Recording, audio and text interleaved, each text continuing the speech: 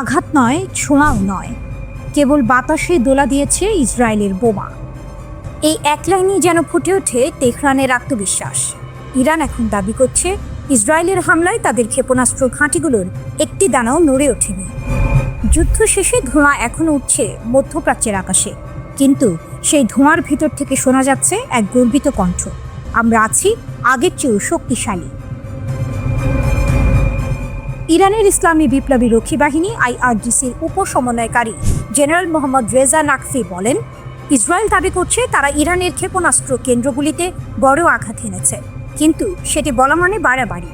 বাস্তবে তাদের আঘাতে আমাদের পালকের ছোঁয়াও লাগেনি, বলেন তিনি। নাকভি জানান, ইসরায়েলের উন্নত প্রযুক্তি আর আধুনিক বোমা দিয়েও তারা কিছুই করতে পারেনি। আমাদের উৎক্ষেপণ কেন্দ্রগুলো আক্রমণের পরপরই সক্রিয় হয়ে গেছে। ক্ষেপণাস্ত্র ব্যবস্থা এক মুহূর্তের জন্য বন্ধ হয়নি। ইসরায়েল দাবি করছে তারা ইরানের অধিকাংশ ক্ষেপণাস্ত্র উৎক্ষেপক ধ্বংস করেছে, কিন্তু ইরান বলছে এটা শুধু ভুল নয়, নিখাত মিথ্যা। ইরানের দাবি তাদের 1% উৎক্ষেপকও ধ্বংস হয়নি, বরং সবগুলোই স্থানীয়ভাবে তৈরি ও কার্যক্ষম। আমাদের প্রতিটি ক্ষেপণাস্ত্র ইরানের মাটিতে, ইরানের হাতে গড়া, বলেন নাকভি। আরও বড় চমক, ইরান এখন নতুন করে আরও 10,000 ক্ষেপণাস্ত্র তৈরির পথে। শুধু প্রতিরক্ষা নয়, এটি এখন তেহরানের জন্য এক আত্মমর্যাদার প্রতীক। নাকভির ভাষায়, আমরা শুধু ইসরায়েলকে মোকাবিলা করছি না, আমাদের চারপাশে রয়েছে মার্কিন ঘাঁটি, পারস্য উপসাগরের ড্রোনের নজরদারি, গুপ্তচর বৃত্তি আর রাজনৈতিক চাপ। সব সামলে ইরান দাঁড়িয়ে আছে অটল, অদম্য। এই প্রেক্ষাপটে IRGC উন্মোচন করেছে তাদের 2টি নতুন ক্ষেপণাস্ত্র, ইমাদ ও কাদের। ভূগর্ভস্থ ঘাঁটিতে টেলিভিশনে সম্প্রচারিত এক আয়োজনে প্রদর্শিত হয় এই আধুনিক অস্ত্র। কাদের ক্ষেপণাস্ত্রে ব্যবহৃত হয়েছে উন্নত ইলেকট্রনিক প্রতিরোধ ব্যবস্থা, যা শত্রুর সিগন্যাল জ্যামিং প্রতিহত করতে সক্ষম। অন্যদিকে ইমাদকে আধুনিকীকরণ করে সম্পূর্ণরূপে কার্যকর করা হয়েছে। IRGCর অ্যারোস্পেস কমান্ডের এক শীর্ষ কর্মকর্তা বলেন, আমাদের ক্ষেপণাস্ত্র শক্তি প্রতি ঘন্টায় বৃদ্ধি পাচ্ছে। সদ্য উন্নত করা ক্ষেপণাস্ত্রগুলো ইতোমধ্যে লঞ্চারে বসানো হয়েছে, শুধু আদেশের অপেক্ষা। এদিকে ইরানের সংসদের অর্থনীতি কমিশনের চেয়ারম্যান শামসুদ্দিন হোসাইনি ইঙ্গিতপূর্ণ কণ্ঠ বলেন, জায়নবাদী শাসন ব্যবস্থাই এখন অঞ্চলের শান্তি ও নিরাপত্তার সবচেয়ে বড় হুমকি। জেনেভায় আন্তঃসংসদীয় সম্মেলনের ফাঁকে তিনি বলেন, ইরান কখনো সংঘাত চায় না, আমরা চাই আঞ্চলিক বোঝাপড়া ও সহযোগিতা। কিন্তু যদি কেউ আমাদের নিরাপত্তা ভাঙার চেষ্টা করে, আমরা তার উত্তর দেব ইস্পাতের ভাষায়। যে মুহূর্তে অনেকেই ভাবছিল ইসরায়েল ইরানের শক্তি কমিয়ে দিয়েছে, ঠিক তখনই তেহরান দেখালো তার নতুন দানবীয় অস্ত্র। ধ্বংস নয়, বরং পুনর্জন্ম যেন ঘটল সেই ভূগর্ভস্থ ঘাঁটিগুলোয়। ওদিকে ইরানের সঙ্গে সব ক্ষেত্রে সম্পর্ক জোরদার করতে প্রস্তুত রাশিয়া। ক্রেমলিনের পক্ষ থেকে এমন আগ্রহের কথা জানানো হয়েছে। ক্রেমলিনের মুখপাত্র দিমিত্রি পেসকভ বলেন, দুই দেশের সম্পর্ক নাটকীয়ভাবে এগিয়ে যাচ্ছে। তেহরান ও মস্কোর মধ্যে আগে থেকে ঘনিষ্ঠ সম্পর্ক রয়েছে। চলতি বছর ইরানের পরমাণু স্থাপনায় ইসরায়েল ও যুক্তরাষ্ট্রের হামলার নিন্দা জানিয়েছিল রাশিয়া। ইরান পরমাণু অস্ত্র তৈরি করছে বলে অভিযোগ দেশ দুটির, যদিও শুরু থেকেই পরমাণু অস্ত্র তৈরির বিষয়টি নাকচ করে আসছে তেহরান।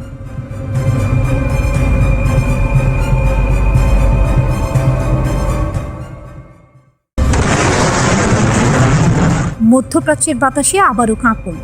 একসময় ইসরায়েলের ঘনিষ্ঠ মিত্র হিসেবে পরিচিত সংযুক্ত আরব আমিরাত হঠাৎ যেন কূটনৈতিক বোমা ফেলেছে। আবুধাবির সম্মেলন হলে বাজল এক নতুন বার্তা, আর না কোনো সংযোজন নয়। ইসরায়েলি প্রধানমন্ত্রী বেনিয়ামিন নেতানিয়াহুর উদ্দেশ্যে এই সতর্ক বার্তা দিয়েছেন আমিরাতের রাষ্ট্রপতির উপদেষ্টা আনোয়ার গারগাশ। তিনি স্পষ্ট ভাষায় বলেছেন, ফিলিস্তিনি অঞ্চল দখল বা সংযোজন সংযুক্ত আরব আমিরাতের জন্য একটি লাল রেখা, কেউ তা অতিক্রম করতে পারবে না। উপসাগরীয় শীর্ষ সম্মেলনে গারগাশের বক্তব্য যেন কূটনীতির মঞ্চে বজ্রপাতের মতো প্রতিধ্বনিত হয়। তিনি বলেন, ফিলিস্তিন ইস্যুতে দীর্ঘদিন ধরে যে কঠোর দৃষ্টিভঙ্গি চলছে, সেটি এখন পুরনো, অচল এবং বিপজ্জনক। সর্বাধিকবাদ বা উগ্র অবস্থান দুই পক্ষকেই ব্যর্থ করেছে। এখন দরকার বাস্তবসম্মত সমাধান। তার বক্তব্যে একদিকে ইসরায়েলকে সতর্ক বার্তা, অন্যদিকে ফিলিস্তিনি নেতৃত্বকেও পরোক্ষ বার্তা। উভয় পক্ষকেই তাদের আঁকড়ে ধরা অবস্থান থেকে সরে আসতে হবে। সরাসরি সংঘাতের পথে হেঁটে কেউ কিছু পায়নি। এই মন্তব্য যেন এক বৈপ্লবিক সুর তোলে আরব বিশ্বের রাজনৈতিক অঙ্গে। কারণ সংযুক্ত আরব আমিরাত সেই দেশ যারা 2020 সালে আব্রাহাম চুক্তির মাধ্যমে ইসরায়েলের সঙ্গে সম্পর্ক স্বাভাবিক করেছিল। আর আজ সেই একই আমিরাত বলছে স্বাভাবিকীকরণ মানে অন্ধ সমর্থন নয়। গার্গাস আরও বলেন, আমরা ফিলিস্তিনি অঞ্চলে যে কোনো সংযোজনের বিরুদ্ধে কঠোর।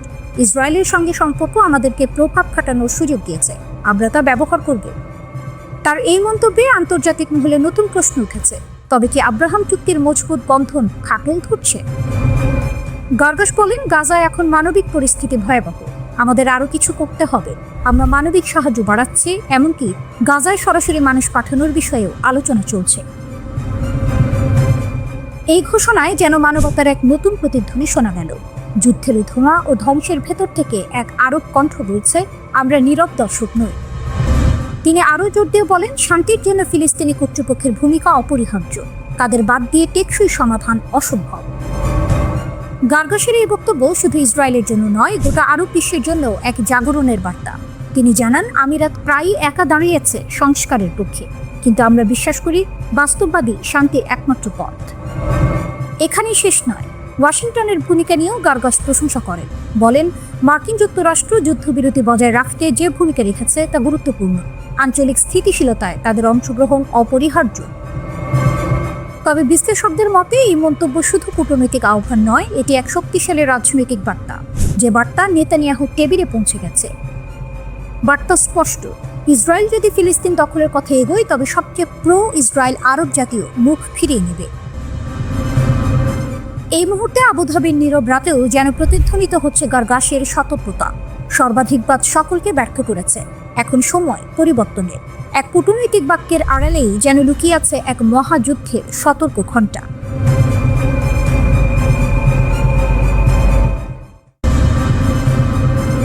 গাজা যুদ্ধবিরতির পর নতুন খেলোয়াড় তুরস্ক, যাকে কেউ বলছেন আশা, কেউ বলছেন দুঃস্বপ্ন। গাজার যুদ্ধ থেমে গেছে, কিন্তু রাজনীতি থেমে নেই। আগুনের পর ছাইয়ের নিচে আবার জ্বলছে নতুন প্রতিযোগিতা, আর সেই প্রতিযোগিতার কেন্দ্রবিন্দুতে উঠে এসেছে এক নাম, তুরস্ক। যুদ্ধোত্তর গাজার রক্ষণাবেক্ষণ, পুনর্গঠন ও গাজার নতুন প্রশাসনে তুরস্কের অন্তর্ভুক্তির মতো ইস্যুগুলোও ইসরায়েলের অস্বস্তি কয়েকগুণ বাড়িয়ে দিয়েছে। লিসগভ ইনস্টিটিউট ফর ন্যাশনাল সিকিউরিটি স্টাডিজের বিশেষজ্ঞ নোয়া লাজিমি ইসরায়েলি উদ্বেগ এভাবে প্রকাশ করেছেন, তুরস্ককে গাজার যুদ্ধ বন্ধ চুক্তিতে টেনে আনার অর্থ হল এই স্বীকৃতি দেয়া যে তুরস্ক আঞ্চলিক গুরুত্বপূর্ণ শক্তি, এবং এই বাস্তবতা মেনে নেওয়া মধ্যপ্রাচ্যের আঞ্চলিক অন্তর্ভুক্তিমূলক চুক্তি তুরস্ককে অন্তর্ভুক্ত করা ছাড়া সম্ভব নয়। বিশেষ করে ফিলিস্তিনি ইস্যুতে তুরস্ক ছাড়া আঞ্চলিক চুক্তি সম্ভবই নয়। ফলে ইসরায়েলি সন্ত্রাসবাদ বিরোধী বিশেষজ্ঞ এলি কার্মন সতর্ক করেছেন, বর্তমান পরিস্থিতি ইসরায়েলের জন্য দীর্ঘমেয়াদে হুমকি তৈরি করবে। এটি ইসরায়েলের জন্য সিরিয়ার পাশাপাশি নতুন সংকট হিসেবে উপস্থিতি হবে। রাতের নিস্তব্ধতা ভাঙছে নতুন এক কৌশলের শব্দে। বিশ্লেষকরা বলছেন, যুদ্ধবিরতির পরবর্তী সময়ের পরিকল্পনায় তুরস্কের বাড়তে থাকা ভূমিকা এখন বহু দেশের জন্য রাতের দুঃস্বপ্ন হয়ে দাঁড়াতে পারে। প্রেসিডেন্ট রিসেপ তাইয়েপ এরদোয়ান যেন গাজার রাজনীতিতে নিজের প্রভাব বিস্তারের এক সুবর্ণ সুযোগ পেয়েছেন। এই ভূমিকা শুধু রাজনৈতিক নয়, কৌশলগত। মধ্যপ্রাচ্যের অর্থনীতি ও ভূ রাজনীতি দুই ক্ষেত্রেই এটি নতুন এক দাবার চাল। কেউ বলছেন এটি মানবিক সহায়তার মুখোশে প্রভাব বিস্তারের পরিকল্পনা, আবার কারো মতে বহু বছর পর মুসলিম বিশ্বের একতার নেতৃত্ব নিতে প্রস্তুত হচ্ছে তুরস্ক। গবেষকদের আশঙ্কা, গাজায় তুরস্কের সক্রিয় অংশগ্রহণ কৌশলগত ঝুঁকি তৈরি করতে পারে।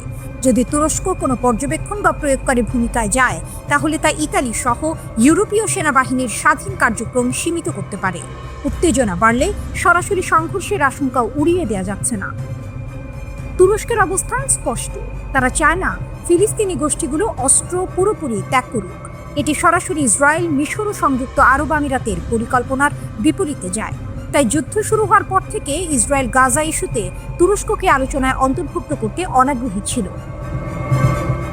কিন্তু নাটকীয়ভাবে পাল্টে গেছে পরিস্থিতি। এখন তুরস্কই যুদ্ধবিরতির পরবর্তী আলোচনায় গুরুত্বপূর্ণ ভূমিকা রাখছে।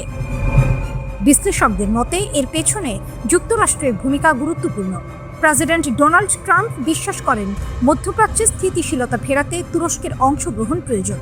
এই সমর্থনের কারণেই এরদোয়ানের নেতৃত্ব এখন অনেক বেশি বৈধতা পাচ্ছে। কেউ কেউ এটিকে ঐতিহাসিক মোড় বলে বর্ণনা করছেন। 2010 সালে গাজা থেকে রাজনৈতিকভাবে বাদ পড়েছিল তুরস্ক, কিন্তু আজ যুদ্ধোত্তর গাজায় আবারও সেই তুরস্ক ফিরেছে নেতৃত্বের আসনে। মানবিক সহায়তার পাশাপাশি তারা প্যালেস্টাইনি ঐক্যকে পুনরুজ্জীবিত করার ডাক দিচ্ছে। বিশ্লেষকরা বলছেন, গাজার মাধ্যমে তুরস্ক এখন তার বৃহত্তর শক্তি প্রদর্শনের পথে। সিরিয়া থেকে ইরান পর্যন্ত প্রভাব বিস্তারে যে কূটনৈতিক নেটওয়ার্ক তারা গড়ে তুলেছে, সেটি এখন বাস্তব রূপ নিচ্ছে। ইসরায়েলও তা বুঝতে পারছে। তাই সিরিয়ার আকাশসীমায় দুর্ঘটনাজনিত সংঘাত এড়াতে তুরস্ক ও ইসরায়েলের মধ্যে স্থাপন করা হয়েছে সরাসরি সামরিক হটলাইন। এই পুরো চিত্রে একটাই বিষয় স্পষ্ট, তুরস্ক ফিরেছে। শুধু ফেরেনি, ফিরে এসে নতুন খেলা সাজিয়েছে। গাজার ধ্বংসস্তূপে দাঁড়িয়ে এরদোয়ান যেন বলছেন, মধ্যপ্রাচ্যের রাজনীতি আর আগের মতো থাকবে না। গাজায় তুরস্কের প্রথম কৌশলগত স্বার্থ হলো তারা গাজার প্রতিরোধ আন্দোলন ও বাসিন্দা উভয়কে বাঁচিয়ে রাখতে চায়। এমনকি যদি প্রতিরোধ যোদ্ধাদের অস্ত্র সমর্পণ করতেও হয়, তবুও তাদের বাঁচিয়ে রাখতে চায় তুরস্ক।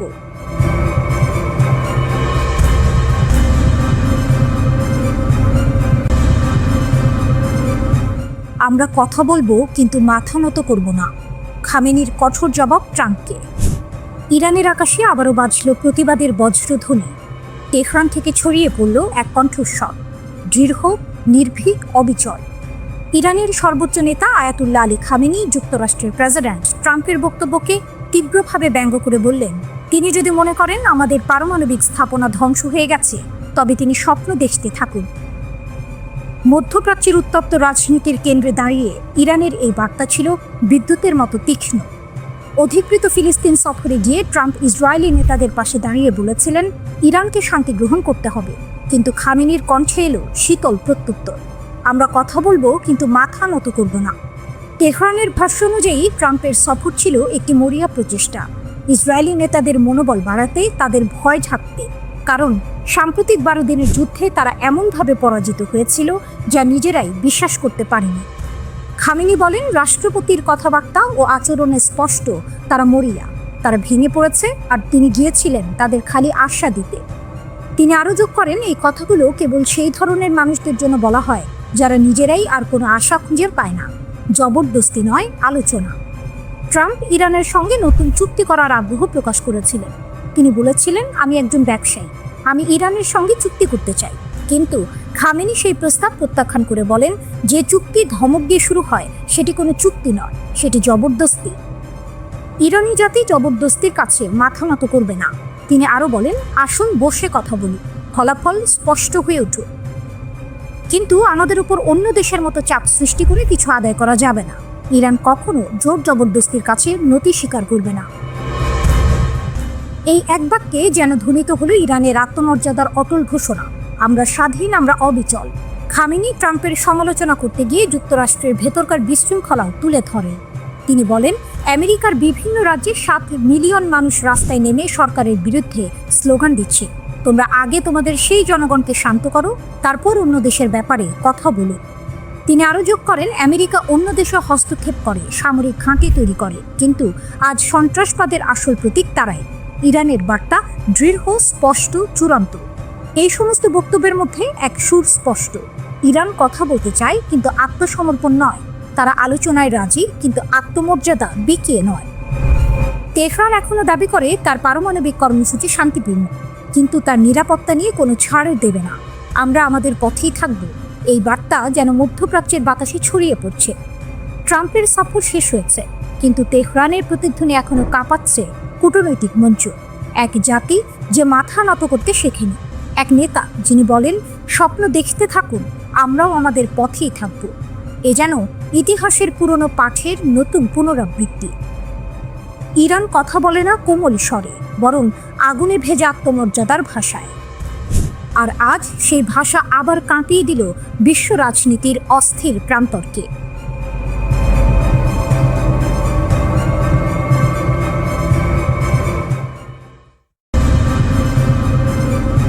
লোহিত সাগরে যুদ্ধের ছায়া, হুথি সীমান্তের কাছে রহস্যময় রানওয়ে, জেগে উঠছে প্রশ্নের ঝড়। লোহিত সাগরের নীল তরঙ্গের নিচে যেন জমছে বারুদের গন্ধ। ইয়েমেন উপকূলের কাছে জুকার নামের এক দ্বীপে হঠাৎ করেই দেখা গেছে রহস্যময় এক রানওয়ে। 2000 মিটার লম্বা সেই আকাশপথ যেন নীরবে বলছে, কেউ একজন প্রস্তুতি নিচ্ছে যুদ্ধে। কিন্তু কে? জাহাজে অদ্ভুত এক আক্রমণের কয়েকদিন পরেই প্রকাশ্যে আসে এই খবর। কেউ এই আকাশ ঘাঁটির দায় নিচ্ছে না। তবু আন্তর্জাতিক সংবাদ সংস্থা এপির স্যাটেলাইট বিশ্লেষণে দেখা গেছে জুকার দ্বীপে এক বিশাল আকাশপথ তৈরি হচ্ছে। মনে করা হচ্ছে এটি হয়তো হুথি বিরোধী কোনো শক্তির উদ্যোগ। কিন্তু হুথিরা এখন আর 2015-র মতো দুর্বল নয়। গাজা যুদ্ধের পর থেকে তারা একের পর এক সামুদ্রিক শক্তিকে চ্যালেঞ্জ জানাচ্ছে। লোহিত সাগরের ঢেউয়ে আজ তাদের নামই ভয়। 2023 সালের নভেম্বর থেকে তারা আক্রমণ করেছে 100টিরও বেশি বাণিজ্যিক জাহাজ, ডুবিয়েছে অন্তত 4টি বিশাল জাহাজ। আর প্রতিবারই তারা বলেছে এটি ফিলিস্তিনিদের সঙ্গে সংহতির যুদ্ধ। তাদের ক্ষেপণাস্ত্র, ড্রোন আর অপ্রতিরোধ আত্মবিশ্বাস সব মিলিয়ে হুথিদের উপস্থিতি এখন সমুদ্রের প্রতিটি তরঙ্গে প্রতিধ্বনিত। যুক্তরাষ্ট্র থেকে শুরু করে ইসরায়েল পর্যন্ত তাদের আঘাতে কেঁপে উঠেছে আধুনিক নৌবহর। তাই প্রশ্ন উঠছে, এই রহস্যময় রানওয়ে কি হুথিদের প্রতিরোধ ঠেকানোর নতুন কোনো ষড়যন্ত্র? জুকার দ্বীপটি হুথি নিয়ন্ত্রিত বন্দর হুদেইদা থেকে মাত্র 90 কিলোমিটার দূরে। এই বন্দরই হুথিদের অর্থনীতি ও অস্ত্র সরবরাহের প্রধান কেন্দ্র। ফলে সেখানে যদি কোনো প্রতিপক্ষ ঘাঁটি তৈরি করে, তা সরাসরি যুদ্ধের আমন্ত্রণ হতে পারে। মিডিয়া রিপোর্ট বলছে সংযুক্ত আরব আমিরাত হয়তো এই প্রকল্পের পেছনে রয়েছে। এর আগেও তারা ইয়েমেনের বিভিন্ন দ্বীপে গোপনে রানওয়ে নির্মাণ করেছে, মোচা, আবদ, আল কুরি ও মায়ুন দ্বীপে। প্রতিটি প্রকল্পই ছিল কৌশলগত, প্রতিটি ঘাঁটি ছিল হুথিদের চোখ রাঙানি ঠেকানোর মতো। কিন্তু ইতিহাস বলছে হুথিদের আটকানো সহজ নয়। তারা পাহাড়ে যেমন শক্ত, সমুদ্রেও তেমনি অনমনীয়। ইউএই যত ঘাঁটি বানাক, হুথিরা প্রতিটি ঢেউয়ে প্রতিশোধের গান গায়। তাদের ক্ষেপণাস্ত্র পারস্য উপসাগর থেকে বাব আল মান্দেব পর্যন্ত ছুঁতে পারে। 2015 সাল থেকে জুকার দ্বীপ ব্যবহার হচ্ছে তারিক সালে নিয়ন্ত্রিত নৌবাহিনীর ঘাঁটি হিসেবে। সালে প্রয়াত ইয়েমেনি নেতা আলী আবদুল্লাহ সালেহের ভাতিজা, যিনি এখন ইউএই সমর্থিত। অথচ একসময় এই সালে পরিবারই ছিল হুথিদের সহযোগী। এখন সেই সম্পর্কই পরিণত হয়েছে বিশ্বাসঘাতকতায়। লোহিত সাগর এখন এক দাবার বোর্ড। এক পাশে ইরান সমর্থিত হুথিরা, যাদের দৃষ্টি পৌঁছে গেছে তেলবাহী জাহাজের ভেতর পর্যন্ত। অন্য পাশে ছায়াময় রানওয়ে, যার নির্মাতা অজানা, উদ্দেশ্য অন্ধকারে। হুথিদের শক্তি শুধু অস্ত্রে নয়, তাদের বিশ্বাসে। তারা জানে লোহিত সাগরের প্রতিটি ঢেউ তাদের নামে গর্জে ওঠে। আর তাই যত রহস্যই তৈরি হোক, যত রানওয়ে উঠুক, এই যুদ্ধের শেষ হাসি কার হবে তা জানে না কেউ। লোহিত সাগরের বাতাসে তাই এখন মিশে আছে প্রশ্ন, প্রতিশোধ আর আগামীর যুদ্ধের গন্ধ।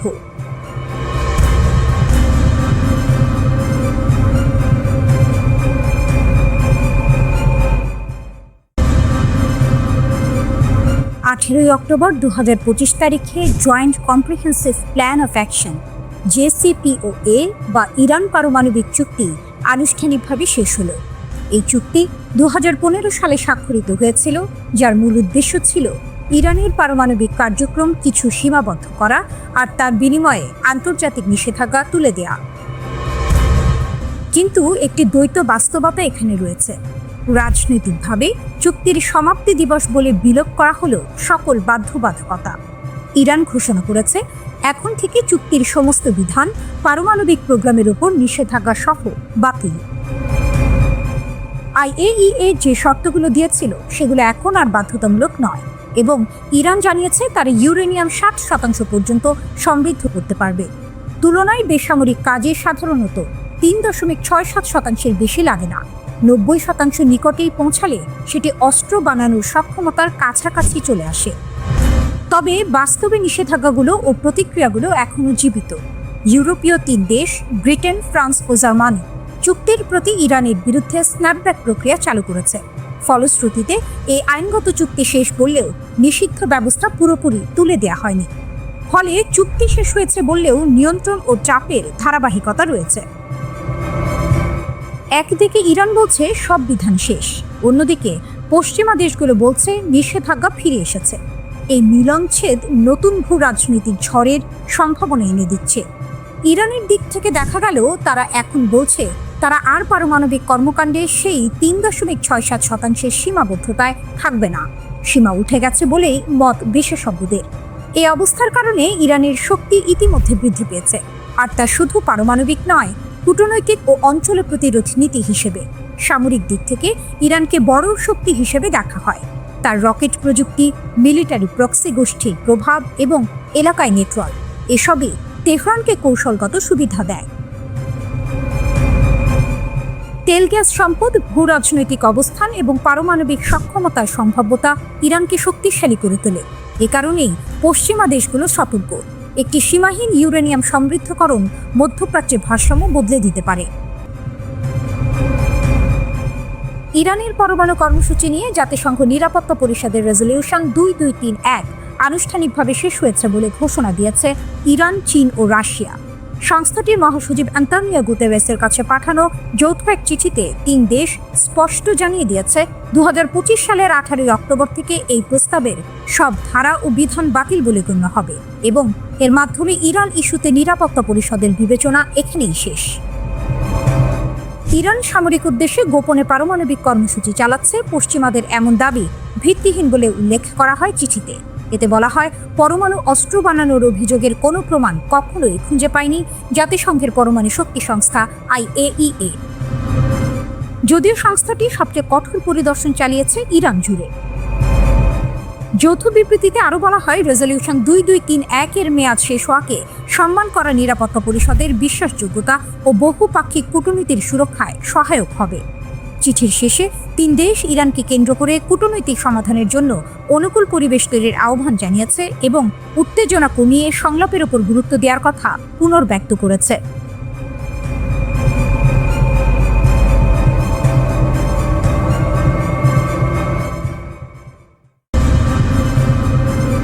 ওয়াশিংটনের নীরব করিডোরগুলোতে এখন সবচেয়ে বেশি যে প্রশ্নটি ঘুরছে তা হলো, সৌদি আরব কি যুক্তরাষ্ট্রের নিরাপত্তা ছাপার নিচে ঢুকতে চাইছে?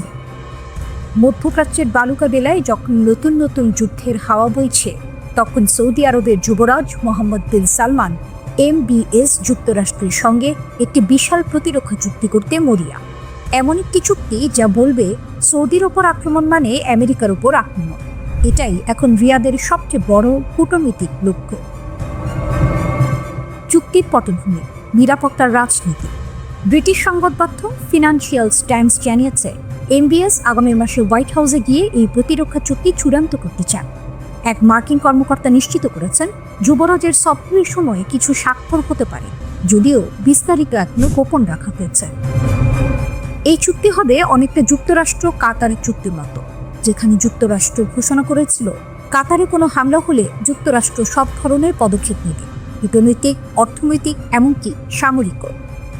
কিন্তু এই ঘোষণার পরে উপসাগরীয় অঞ্চলে আলোড়ন পড়ে যায়, কারণ ঠিক তার আগেই ইসরায়েল দোহায় হামাস নেতাদের লক্ষ্য করে ক্ষেপণাস্ত্র হামলা চালিয়েছিল। এটি কেবল হামাস বা কাতারের বিষয় ছিল না, বরং উপসাগরীয় দেশগুলো হঠাৎ বুঝে গেল তাদের আঞ্চলিক নিরাপত্তা কতটা অনিশ্চিত। রিয়াদের ভয় ও ট্রাম্পের সুযোগ। সৌদি আরব দীর্ঘদিন ধরে যুক্তরাষ্ট্রকে তাদের নিরাপত্তার অভিভাবক মনে করে, কিন্তু ইসরায়েলের ক্রমবর্ধমান সামরিক অভিযান, গাজায় যুদ্ধ এবং ইরানের ছায়া ঘনিয়ে আসায় MBS বুঝেছেন নতুন বাস্তবতায় পুরনো বন্ধুত্ব যথেষ্ট নয়। এখন আলোচনার কেন্দ্রবিন্দুতে আছেন প্রেসিডেন্ট ডোনাল্ড ট্রাম্প। তার প্রশাসন বলছে, আমরা প্রতিরক্ষা সহযোগিতা জোরদার করতে আগ্রহী, তবে কিছু রাজনৈতিক শর্ত থাকবে। সেই শর্তের নাম ইসরায়েল। আগে বাইডেন প্রশাসনের সময় সৌদি আরব চেষ্টা করেছিল এমন একটি নিরাপত্তা চুক্তির যেখানে ইসরায়েলের সঙ্গে সম্পর্ক স্বাভাবিক করার বিষয়টিও অন্তর্ভুক্ত ছিল, কিন্তু 2023 সালের 7 অক্টোবর হামাসের আক্রমণ ও গাজার যুদ্ধ সেই পরিকল্পনা ভেস্তে দেয়। এখন MBS পরিষ্কার করে দিয়েছেন, ফিলিস্তিন রাষ্ট্র প্রতিষ্ঠিত না হলে ইসরায়েলের সঙ্গে কোনো সম্পর্ক নয়।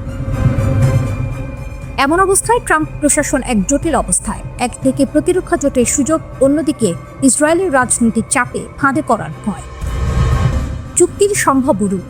সৌদি কর্মকর্তারা বলছেন, এই চুক্তি হবে সামরিক ও গোয়েন্দা সহযোগিতা বৃদ্ধির এক নতুন অধ্যায়। যুক্তরাষ্ট্র সৌদি মাটিতে স্থায়ী ঘাঁটি বাড়াতে পারে, স্যাটেলাইট ও সাইবার নিরাপত্তা সহযোগিতাও জোরদার হতে পারে। ওয়াশিংটনের থিঙ্ক ট্যাঙ্ক ইউরেশিয়া গ্রুপ এর বিশ্লেষক ফিরাস মাকসাদ বলেন, এটি কাতারের চুক্তির চেয়েও বড় হবে। MBS এখন যে $1 ট্রিলিয়ন উন্নয়ন পরিকল্পনা চালাচ্ছেন, তার জন্য নিরাপত্তা সহযোগিতা অত্যন্ত জরুরি। তবে সব বিশ্লেষক একমত নন। আরব উপসাগরীয় রাজনীতি বিশ্লেষক হুসেন ইবিশ মনে করেন, ট্রাম্পের ইসরায়েল প্রীতি হয়তো এই চুক্তির পথে বাধা হয়ে দাঁড়াতে পারে। এখন প্রশ্ন একটাই, সৌদি আরব কি নিজের নিরাপত্তা চাইছে, নাকি যুক্তরাষ্ট্রের ওপর নির্ভরতার নতুন অধ্যায় শুরু হচ্ছে? কারণ ইতিহাস বলছে, যুক্তরাষ্ট্রের প্রতিরক্ষা চুক্তি কখনো শুধু প্রতিরক্ষা নয়, তার সঙ্গে আসে শর্ত, প্রভাব ও রাজনীতির বোঝা। তবুও যখন উপসাগরের আকাশে ড্রোন আর ক্ষেপণাস্ত্রের হুমকি ঘুরে বেড়ায়, তখন এমবিএস হয়তো ভাবছেন নির্ভরতার হাতলই নিরাপত্তার হাতল হতে পারে।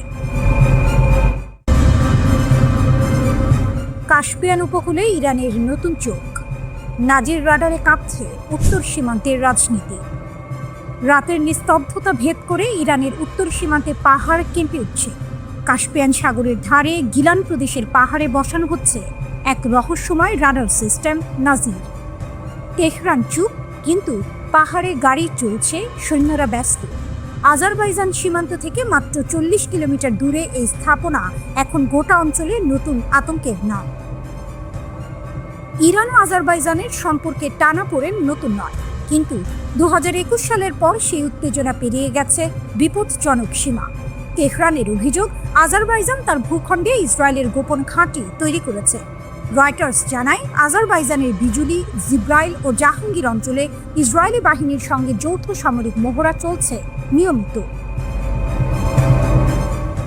এক সাবেক ইরানি কূটনীতিকের ভাষায়, আজারবাইজান এখন প্রতিবেশী নয়, শত্রুর ছদ্মবেশে দাঁড়িয়ে থাকা এক ছায়া। বিশ্লেষকদের মতে, ইসরায়েলের জন্য আজারবাইজান হয়ে উঠেছে এক লঞ্চ প্যাড। মাত্র 700 কিলোমিটার সীমান্ত পেরিয়ে এখান থেকেই সহজে আঘাত হানা সম্ভব ইরানের অভ্যন্তরে। প্রযুক্তির ঢাল, তেহরানের চোখ। এই হুমকির জবাবে ইরান বেছে নিয়েছে প্রযুক্তির শক্তিকে। সামরিক বিশেষজ্ঞ হোসেন দেহজিয়ান বলেন, নাজির শুধু অস্ত্র নয়, এটি ভবিষ্যতের যুদ্ধের চোখ। রাডারটি 30 কিলোমিটার উচ্চতায় যে কোনো যুদ্ধ বিমান শনাক্ত করতে পারে এবং 800 কিলোমিটার পর্যন্ত সক্রিয় নজরদারি চালাতে সক্ষম। চীন ও রাশিয়ার যৌথ প্রযুক্তিতে তৈরি এই রাডার পাহাড়ের চূড়ায় বসানো হয়েছে, মানে ইরান এখন আর্মেনিয়া, তুরস্ক ও আজারবাইজানের আকাশও দেখতে পাচ্ছে।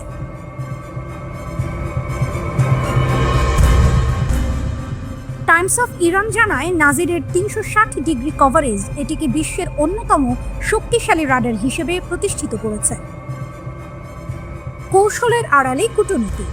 এই স্থাপনাকে শুধু সামরিক পদক্ষেপ বলে ভুল হবে। এটি তেহরানের রাজনৈতিক বার্তা, আমাদের আকাশে কেউ অদৃশ্য নয়। গার্ডিয়ানের তথ্য অনুযায়ী যুক্তরাষ্ট্র এখন ইরানের উত্তর পশ্চিমে 22 কিলোমিটার প্রস্থের এক করিডোর ব্যবহার করছে, যাকে তেহরান বলছে ন্যাটো করিডোর। ইরানের ভাষায় এই রাডার হচ্ছে সেই করিডোরের উত্তর। ইরান স্পষ্ট করেছে, বিদেশি যুদ্ধবিমান তার আকাশে ঢুকলে তা আর নিরপেক্ষ থাকবে না। গুপ্তযুদ্ধের প্রতিধ্বনি। বিবিসি পার্সিয়ানের রিপোর্ট বলছে, সম্প্রতি ইরানের উত্তরাঞ্চলে কয়েকটি সামরিক ঘাঁটিতে ড্রোন হামলার চেষ্টা ব্যর্থ করেছে রিভলিউশনারি গার্ডস। তেহরান দাবি করেছে, হামলাগুলোর উৎস উত্তর দিকে। এই গোপন লড়াই এখন সীমান্তের মাটি ছাড়িয়ে প্রবেশ করছে আন্তর্জাতিক রাজনীতিতে। বৈশ্বিক প্রভাবের ছায়া। ইরানের প্রভাব এখন কাস্পিয়ান ছাড়িয়ে পৌঁছে গেছে ভারত মহাসাগর ও রেড সি অঞ্চলে। ফ্রান্স 24 জানিয়েছে, মাদাগাস্কারের সাম্প্রতিক রাজনৈতিক অস্থিরতার পেছনেও ইরান সমর্থিত নেটওয়ার্ক কাজ করেছে বলে ধারণা করা হচ্ছে।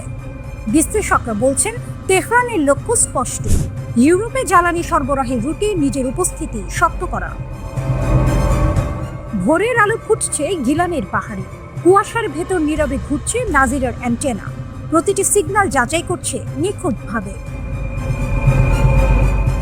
ইরানের প্রতিরক্ষা মন্ত্রণালয়ের মুখপাত্র ব্রিগেডিয়ার আহমেদ খাতিরের কণ্ঠে শোনা গেল দৃঢ় উচ্চারণ, উত্তর সীমান্তের প্রতিটি নড়াচড়া এখন আমাদের চোখে ধরা পড়ে, কোনো বিদেশি ঘাঁটির কার্যকলাপ অদেখা থাকবে না। আল মনিটর লিখেছে, নাজির রাডার স্থাপনের মধ্য দিয়ে ইরান কার্যত কাস্পিয়ান উপকূলে গড়ে তুলেছে এক নো ফ্লাই জোন। হয়তো সেটাই ইরানের বার্তা, তারা যুদ্ধ চায় না, কিন্তু আকাশে বাজ পড়লে তারা নীরব থাকবে না।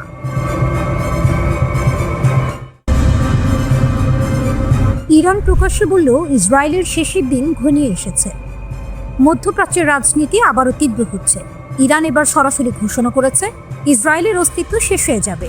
এই বক্তব্য ঘিরে তুমুল আলোড়ন তৈরি হয়েছে আন্তর্জাতিক অঙ্গনে, কারণ এবার বিষয়টি এসেছে শুধু মুখে নয়, বইয়ের পাতায়ও। ইসরায়েল ধ্বংসের পরিকল্পনা নামের বই। ইরানের ধর্মীয় নগর কওমি সম্প্রতি উন্মোচিত হয়েছে একটি বই, ইসরায়েল অ্যানিহিলেশন প্ল্যান বা ইসরায়েল ধ্বংসের পরিকল্পনা। বইটি লিখেছেন আলী রেজা পানাহিয়ান, যিনি ইরানের সর্বোচ্চ নেতা আয়াতুল্লাহ আলী খামেনির ঘনিষ্ঠ উপদেষ্টা ও ধর্মীয় নেতা। পানাহিয়ান বলেছেন, এই বইটি খামেনি এবং আয়াতুল্লাহ খোমেনির মতাদর্শের একটি স্পষ্ট ব্যাখ্যা। ইরান ইন্টারন্যাশনাল সূত্রে জানা যায়, দেশটির সরকারি বইটির প্রকাশন অনুমোদন দিয়েছে এবং এটিকে রাষ্ট্রীয় দৃষ্টিভঙ্গির অংশ হিসেবে দেখা হচ্ছে। 1979 সালের ইসলামী বিপ্লবের পর থেকেই ইরান ইসরায়েল বিরোধী অবস্থানকে তার রাষ্ট্রীয় নীতির অংশ করেছে। দেশটি ইসরায়েলকে পশ্চিমা সাম্রাজ্যবাদের প্রতীক হিসেবে দেখে। তাই ইসরায়েল ধ্বংস ইরানের কাছে শুধু রাজনৈতিক স্লোগান নয়, বরং এক আদর্শিক লক্ষ্য। বইটির শেষ অধ্যায়ে বলা হয়েছে, সাম্প্রতিক 12 দিনের যুদ্ধ হল জায়নিস্ট শাসন ব্যবস্থাকে পতনের পথে ঠেলে দেওয়ার ইরানের বৃহৎ কৌশলের অংশ। লেখক দাবি করেন, এই লড়াই কেবল যুদ্ধ নয়, বরং এক চলমান ঐতিহাসিক পরিকল্পনার অংশ। হামাসকে প্রশংসা, পশ্চিমকে সতর্কবার্তা। বইয়ের পেছনের সারাংশে হামাসের 2023 সালের 7 অক্টোবরের ইসরায়েল আক্রমণকে বিশ্বের জন্য জাগরণী ঘণ্টা বলে উল্লেখ করা হয়েছে। ইরান প্রকাশ্যে হামাসের কর্মকাণ্ডের প্রশংসা করছে, যা তেহরানের আঞ্চলিক প্রভাব বাড়ানোর ইঙ্গিত দেয়। এই প্রকাশনার সময়ে ইসরায়েল ইরান সংঘাতের নতুন অধ্যায় শুরু হয়েছে। জুনে ইসরায়েল ইরানের বিরুদ্ধে হামলা চালায়, অভিযোগ করে তেহরান সমৃদ্ধ ইউরেনিয়ামকে অস্ত্রে পরিণত করছে। যুদ্ধ ও পাল্টা আঘাত। এর জবাবে ইরান মার্কিন সামরিক ঘাঁটিতে ক্ষেপণাস্ত্র হামলা চালায়, যখন যুক্তরাষ্ট্র ইরানের 3টি পারমাণবিক স্থাপনায় টমাহক ও বাংকার বাস্টার বোমা ব্যবহার করে। এই ঘটনাকে অনেকেই 12 দিনের যুদ্ধ নামে ডাকছেন, যা মধ্যপ্রাচ্যে শক্তির ভারসাম্য নতুনভাবে নির্ধারণ করেছে। যুদ্ধের মাঝে কূটনীতি। যুদ্ধ থামেনি, তবুও ট্রাম্প প্রশাসন ঘোষণা দিয়েছে, ইরান যদি প্রস্তুত থাকে আমরাও প্রস্তুত। এক বক্তৃতায় প্রেসিডেন্ট ডোনাল্ড ট্রাম্প বলেছেন, এটি হবে ইরানের নেওয়া সবচেয়ে ভালো সিদ্ধান্ত। অন্যদিকে ইরানের পররাষ্ট্রমন্ত্রী বলছেন, তারা যুক্তরাষ্ট্রের কাছ থেকে ন্যায্য ও ভারসাম্যপূর্ণ প্রস্তাব আশা করছেন। তবে ওয়াশিংটনে এখনও দ্বন্দ্ব আছে, তারা কি সত্যিই ইরানকে চাপ দিতে চায়, নাকি আলোচনার টেবিলে আনতে? ইরানের শক্তি ও বার্তা। বিশ্লেষকদের মতে ইরান এখন শুধু সামরিক শক্তি নয়, একটি মতদর্শিক বলয় তৈরি করেছে, যা সিরিয়া, লেবানন ও গাজা পর্যন্ত বিস্তৃত। এই নেটওয়ার্কই ইরানের সবচেয়ে বড় শক্তি। তেহরান বার্তা দিচ্ছে, তারা ভয় পায় না, বরং তারা প্রস্তুত এক নতুন মধ্যপ্রাচ্যের বাস্তবতা গড়তে। ইরানের এই প্রকাশ্য ঘোষণা একদিকে যুদ্ধের আশঙ্কা বাড়াচ্ছে, অন্যদিকে কূটনীতির পথও খুলে রাখছে। প্রশ্ন হচ্ছে, এই ইসরায়েল ধ্বংসের পরিকল্পনা আসলেই কি কৌশলগত বার্তা, নাকি আসন্ন সংঘাতের পূর্বাভাস?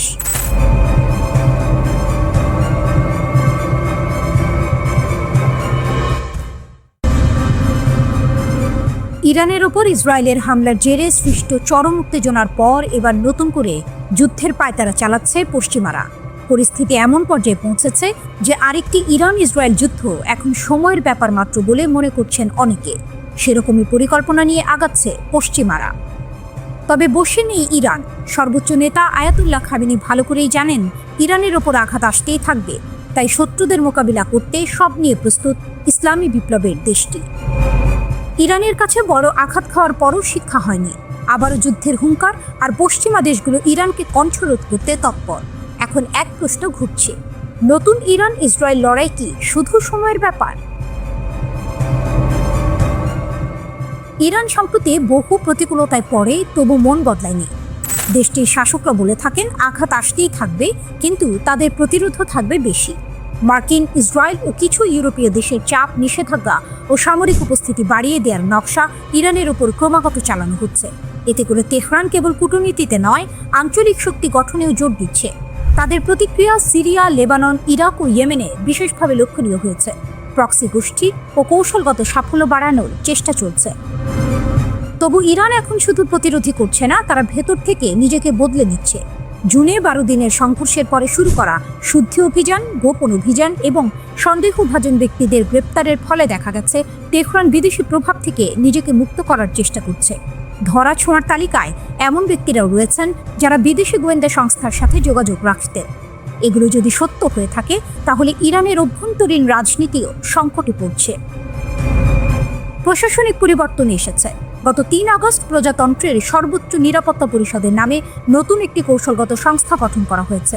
এর নেতৃত্বে থাকবেন দেশের প্রেসিডেন্ট, বিচারপতি সহ পার্লামেন্ট স্পিকার, সামরিক কমান্ডার এবং কিছু মূল মন্ত্রী এতে যুক্ত থাকবেন। ম্যান্ডেট হল জাতীয় নিরাপত্তা ও প্রতিরক্ষা পরিকল্পনা তৈরি এবং সশস্ত্র বাহিনীর কার্যক্রম সমন্বয় করা। এই পরিবর্তন ইরানের কৌশলগত মানচিত্রে বড় ধাক্কা হিসেবে দেখা হচ্ছে। এখানে রাষ্ট্রীয় সিদ্ধান্ত নিতে কেন্দ্রীয় কোর শক্তিশালী হয়েছে। আন্তর্জাতিক মঞ্চে তেহরান মোটেই নিস্তব্ধ নয়। ইরানের নতুন নিরাপত্তা সচিব মস্কো সফরে গিয়েছেন। রাশিয়ার সঙ্গে ঘনিষ্ঠতা বাড়ানো হচ্ছে। তেল, বাণিজ্য ও সামরিক সম্পর্ক জোরদার করা হচ্ছে, যাতে পশ্চিমা নিষেধাজ্ঞার চাপ সামাল দেওয়া যায়। অর্থনৈতিক ও কৌশলগত এই চলয় ইরানকে আরও স্থিতিস্থাপক করে তুলেছে।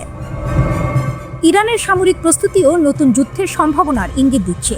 প্রতিরক্ষা মন্ত্রী আজিজ নাসিরজাদে বলেন, 12 দিনের সংঘাতের সময় ইরান তার সবচেয়ে উন্নত অস্ত্র ব্যবহার করা থেকে বিরত ছিল। এর মধ্যে রয়েছে কাশেম বাশির মিসাইল। তিনি সতর্ক করে বলেন, যদি আবার আক্রমণ করা হয় তবে তার প্রতিক্রিয়া হবে অপ্রত্যাশিত এবং জোরালো। ইরান ক্ষতিগ্রস্ত হলেও সহজে নত হবে না। তারা নিজেকে শক্ত করেই রেখেছে। পশ্চিমাদের পরিকল্পনা রয়ে গেলে সংঘাত সময়ের বিষয়, কিন্তু কূটনীতি, গোপন যুদ্ধ ও ভূ রাজনীতি মিলে কোনো অনিশ্চিত মোড়ও আনতে পারে। মধ্যপ্রাচ্যের পরবর্তী অধ্যায় এখন অধিক নাটকীয় এবং বিপজ্জনক।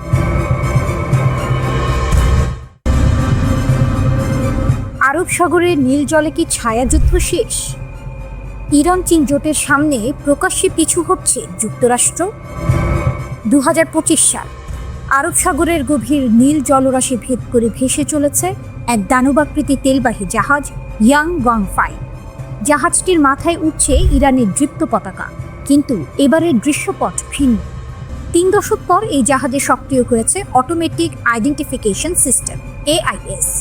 এই সামান্য প্রযুক্তি নির্ভর পরিবর্তনটি শুধুমাত্র একটি সামুদ্রিক ঘোষণা নয়, এটি বিশ্বমঞ্চে যুক্তরাষ্ট্রের নিষেধাজ্ঞা ও আধিপত্যের বিরুদ্ধে ইরানের সর্বোচ্চ নেতার পক্ষ থেকে এক সরাসরি রাজনৈতিক চ্যালেঞ্জ, যা 30 বছরের ছায়াযুদ্ধ এর অবসান ঘটালো।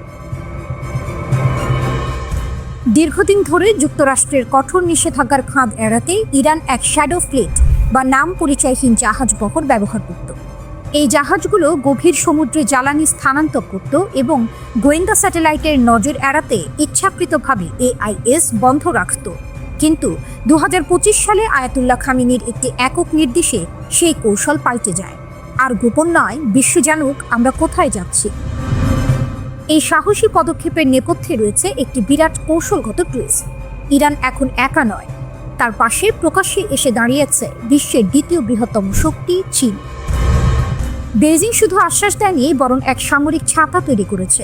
চীনা বিশ্লেষকদের কথায় ইরানের তেলবাহী জাহাজে আঘাত হানার অর্থ হবে সরাসরি চীনের জ্বালানি নিরাপত্তায় আঘাত, যা সহ্য করা হবে না।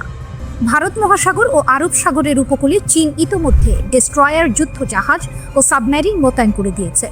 ইরানের জাহাজগুলো এখন শুধু তাদের নিজেদের পতাকা বহন করছে না, তারা চলছে চীনের সামরিক রক্ষা কবচের নিচে। ইরানের শক্তি ও যুক্তরাষ্ট্রের দ্বিধা। এই মুহূর্তে ইরান বছরে প্রায় $43 বিলিয়ন জ্বালানি তেল রপ্তানি করে, যার প্রায় 90% গন্তব্য চীন। কিন্তু এই লেনদেন শুধু অর্থের নয়, এটি একটি কৌশলগত বিনিময়ের চুক্তি। তেলের বিনিময়ে ইরান পাচ্ছে চীনের উন্নত ক্ষেপণাস্ত্র প্রযুক্তি, অত্যাধুনিক রাডার সিস্টেম এবং সাইবার নজরদারির সরঞ্জাম। সিনোপ্যাকের মতো চীনা সংস্থা ইরানের শোধনাগারে বিনিয়োগ করে এর অর্থনীতিকে আরও মজবুত করেছে। ওয়াশিংটন ঘোষণা করেছিল যে চীনগামী ইরানি তেলবাহী জাহাজ তারা প্রতিহত করবে, কিন্তু বাস্তবতা ভিন্ন। রয়টার্সের বিশ্লেষণ অনুযায়ী ইরানের AIS চালু করা মানে যুক্তরাষ্ট্রকে এখন প্রকাশ্য সংঘাতে বাধ্য করা। ওয়াশিংটনের এক কর্মকর্তার আক্ষেপ, আমরা জানি তারা কোথায় আছে, কিন্তু ছোঁয়ার সাহস পাচ্ছি না। প্রথম কয়েক সপ্তাহেই দেখা যাচ্ছে ইরানের জাহাজগুলো কোনো বাধা ছাড়াই দক্ষিণ চীন সাগর পর্যন্ত পৌঁছে গেছে। বিশ্ববাজারে নিষেধাজ্ঞার আইনি ফাঁদ থাকলেও চীন ইরান জোটের সামনে সামরিক সংঘাতে জড়ানোর ঝুঁকি নিতে ভয় পাচ্ছে বিশ্বের সবচেয়ে শক্তিশালী নৌবাহিনী। এই নতুন ব্লু করিডর কেবল ইরান ও চীনের জন্য নয়, এটি গোটা দক্ষিণ এশিয়ার শক্তি সমীকরণ পাল্টে দিচ্ছে। সবচেয়ে বড় স্নায়ুযুদ্ধের কেন্দ্র এখন হরমুজ প্রণালী, বিশ্ব জ্বালানি প্রবাহের সবচেয়ে গুরুত্বপূর্ণ ধমনী। উপগ্রহ চিত্রে দেখা যাচ্ছে ইরানের তেলবাহী জাহাজগুলোর পাশে টহল দিচ্ছে 2টি চীনা যুদ্ধজাহাজ, আর দূরের বাহরাইন উপকূলে সতর্ক অবস্থান।